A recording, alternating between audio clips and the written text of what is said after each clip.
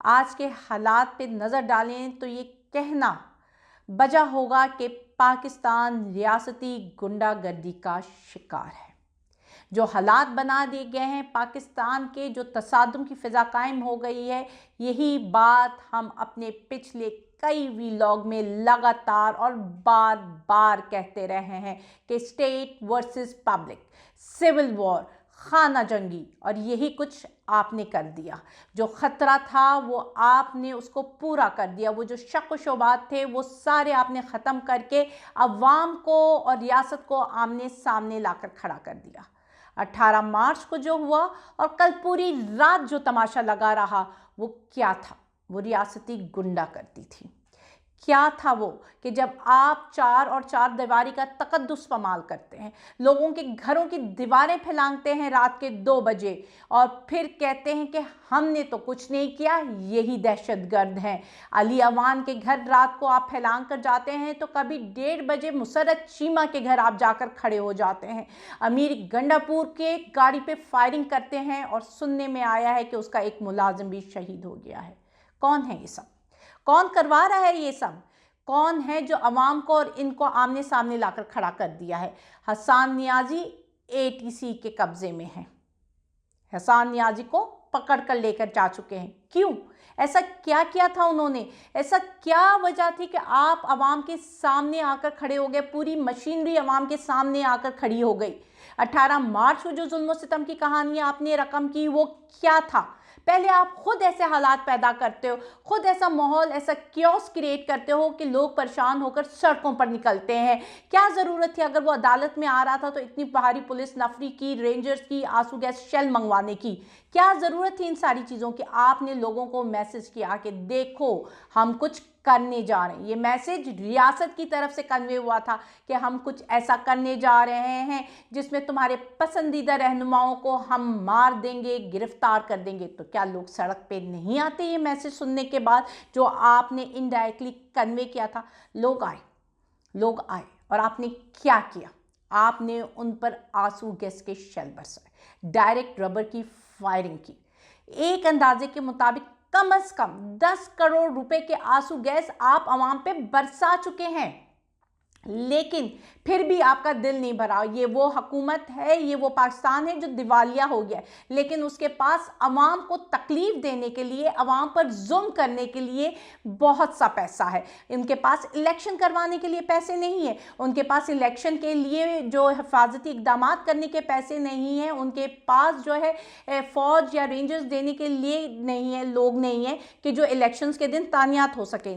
लेकिन एक आदमी की पेशी के लिए पूरी रेंजर्स आकर खड़ी हो जाती है, सारे पुलिस वाले आकर अवाम के सामने खड़े होते हैं, उन पर डायरेक्ट शेलिंग करते हैं और माएँ, बच्चे, औरतें, बूढ़े, बुजुर्ग डट जाते हैं। वो डरते नहीं हैं, वो कहते हैं मारो, हम सहेंगे, तुम जितना मार सकते हो हम सहते जाएंगे, लेकिन हम पीछे नहीं हटेंगे। आप उनको जितना डराने की कोशिश कर रहे हैं, उनका डर खौफ सबका सब निकलता जा रहा है। ये जो फस्तायत, ये जो फैसिस्ट गवर्नमेंट कल रात करती रही है, जो उसने पीटीआई पर क्रैक डाउन किया है, सारे रहनुमाओं को जो उसका बंद कमरों में फैसला हुआ है कि जी जितने भी लीडर्स, जितने भी रहनुमा, जो भी कारकुन जो इसको लीड करें, उन सबको पकड़ लो, उन सबको बंद कर दो, एलिमिनेट कर दो, किसी ना किसी तरह पीटीआई को ख़त्म कर दो।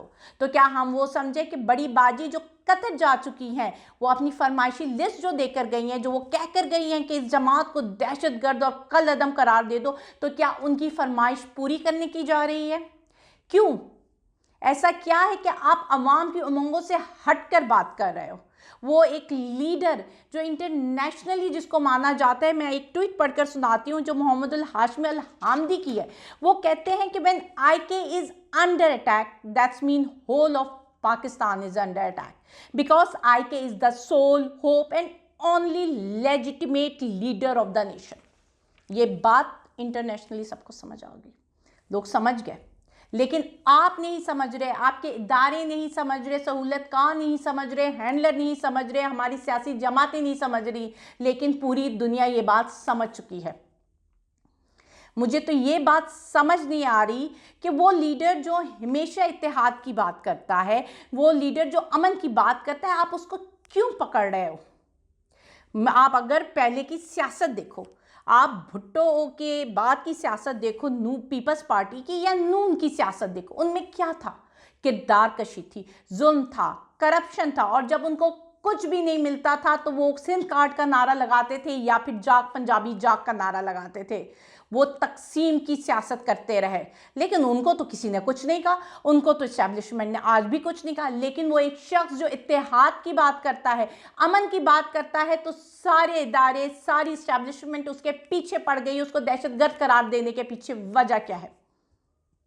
हमने भुट्टो को सुना था, हमने भुट्टो को पढ़ा था, लेकिन हम इमरान खान को देख रहे हैं, हम इमरान खान को देख रहे हैं। हर दफ़ा ये कौम उस वक्त बाहर निकलती है जब कोई नुकसान हो जाता है। जब भुट्टो मर गया तो लोग बाहर निकले, बेनज़ीर मर गई तो लोग बाहर निकले, लेकिन पहली दफ़ा ऐसा हुआ है कि एक लीडर को बचाने के लिए, उसकी ज़िंदगी को बचाने के लिए कौम बाहर निकली है। और शायद यही बात हजम नहीं हो रही इन लोगों को। अब यहाँ पे रोल जो आ रहा है वो हमारे ओवरसीज़ पाकिस्तानियों का भी बहुत इंपॉर्टेंट है। जिस तरह ओवरसीज़ पाकिस्तानी अपने आप को मोबिलाइज कर रहे हैं, और कल जो उन्होंने यूरोपियन यूनियन ब्रसल्स के सामने एक एहतजाज रिकॉर्ड किया जिसमें कसीर तादाद में लोग आए, उन्होंने अपना मैसेज कन्वे कर दिया। अब ये गेम्स हाथ से बाहर जा रही हैं। आप लोगों को समझ नहीं आ रहा दुनिया कहाँ से कहाँ पहुँच चुकी है। सी ऑफ ओमान में ईरान, चाइना और रशिया की किफ ऑफ ट्राइलेटरल नेवल ड्रिल हुई है। पाकिस्तान कहाँ था वहाँ पे?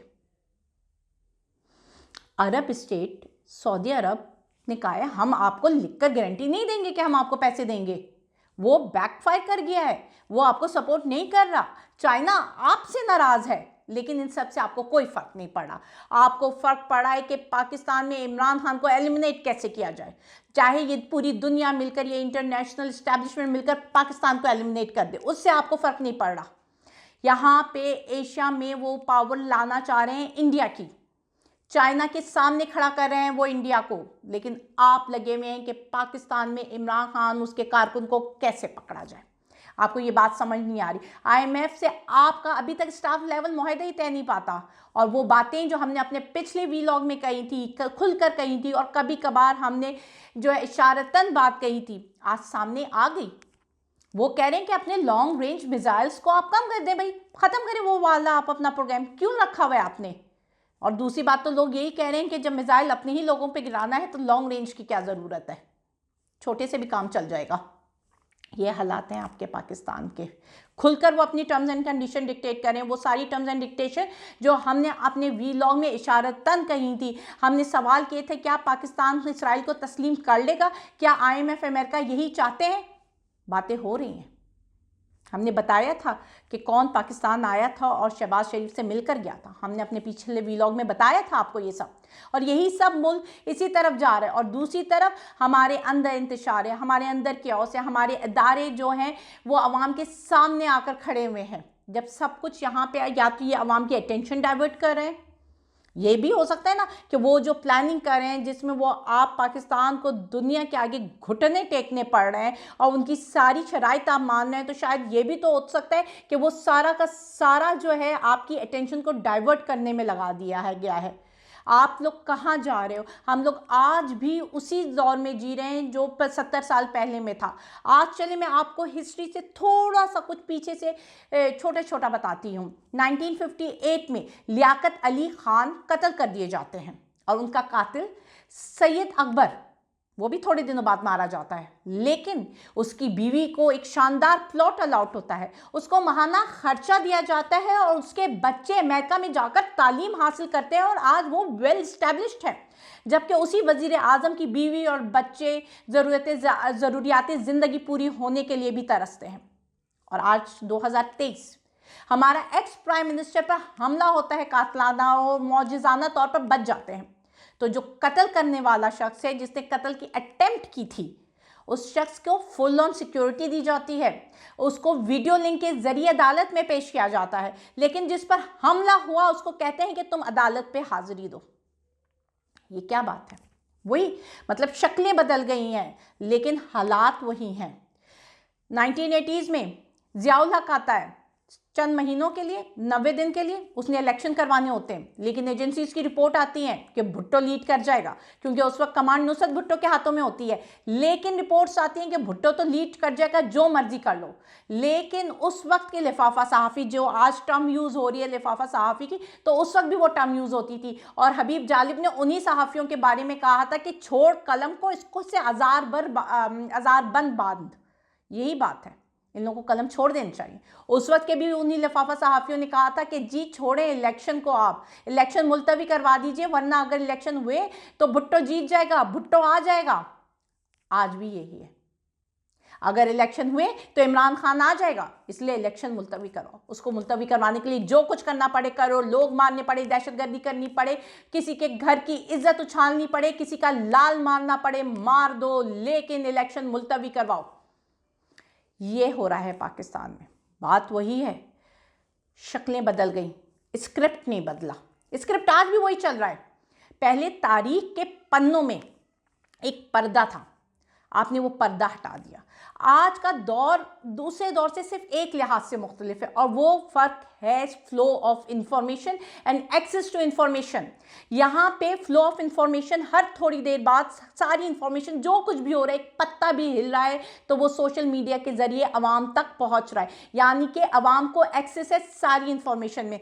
पहले आपके पास 24 घंटा होता था, आपने जो भी आप स्क्रिप्ट करते थे उसको मैनिपुलेट करने का, प्रोपोगेंडा करने का, लेकिन अब आपके पास टाइम नहीं है। जो हो रहा है, जैसे हो रहा है, वो अवाम तक पहुंच रहा है, आप एक्सपोज हो रहे हो। और इसी की वजह से जो हिस्ट्री में एक पर्दा, एक तारीख में पर्दा था ना आप लोगों के ऊपर, आपने वो पर्दा गिरा दिया। वो जानबूझकर जो लोगों ने नज़रअंदाज किया हुआ था, वो मजबूर हो गए उसको देखने में, और पता चला आप तो पहले से ही नंगे थे, ये काम तो आप पहले से करते आ रहे थे। यानी कि चेहरे बदलने, हालात नहीं बदले, लेकिन अब हालात बदल जाएंगे, क्योंकि लोगों में शऊर आ गया है, लोगों में अकल आ गई है, वो बातें समझ रहे हैं, सुन रहे हैं, वो सवाल कर रहे हैं, वो अपनी अदालत से भी सवाल कर रहे हैं कि सुप्रीम कोर्ट क्या ये सब कुछ नहीं देख रही जो हो रहा है। सुप्रीम कोर्ट के जज कहते हैं आज के वीडियो लिंक के ज़रिए खिताब होना, वीडियो लिंक के ज़रिए पेशियाँ होनी चाहिए। तो जब अदालत इमरान खान को बुलाती है तब ये बात भूल जाती है वीडियो लिंक की। वो कह रहे हैं जी अफोर्डेबल नहीं है, जी महंगाई है, यहाँ से वहाँ ट्रैवल करने में मसला होता है। तो जब वो इमरान खान ट्रैवल करके आता है तब मसला नहीं होता, तब आपकी ये वीडियो लिंक वाली सजेशंस कहाँ चली जाती हैं। और उसके बाद अवाम, आपने खुद कहा था कि अवाम दरवाजे पे खड़ी हुई है, दस्तक दे रही है, तो आप क्यों नहीं दरवाज़ा खोल रहे? सारा दिन कल रात जो तमाचा लगा रहा, क्रैकडाउन लगा रहा, क्या वहाँ पे आपको आवाज़ नहीं उठानी चाहिए थी? आपके हुक्म के मुताबिक इलेक्शंस होने हैं, लेकिन इलेक्शन कैंपेन की इजाज़त ही नहीं दी जा रही। सारा माहौल वो क्रिएट किया जा रहा है कि जिससे इलेक्शन मुलतवी हो जाए। तो क्या आपको सो मोटो नहीं लेना चाहिए? इन हालात के पेश नज़र आपको सामने नहीं आना चाहिए? क्यों आप सब एक्सपोज हो रहे हो? कोई इदारा तो हो जो वो आए और वो बताए कि वो पाकिस्तान के साथ है, उसे पाकिस्तान की बका इंपॉर्टेंट है, वो किसी से इन्फ्लुएंस नहीं होता, वो किसी से डिक्टेशन नहीं लेता, उसका ज़मीर अभी भी जिंदा है क्योंकि वो पाकिस्तान के लिए काम कर रहा है। लेकिन आएगा कौन? कौन ये बात साबित करे? अवाम के गुस्से में है, अवाम में गम गुस्सा है। अब देखना यह है कि रिएक्शंस कहाँ से आता है, पहला रिएक्शन कौन देता है, और ये रिएक्शन बहुत ख़तरनाक होगा। इसलिए अभी भी ज़रूरत है कि आप लोग अपनी आंखें खोल लें, कोई नहीं तो अदालत उज़्मा ही अपनी आंखें खोल ले। शुक्रिया।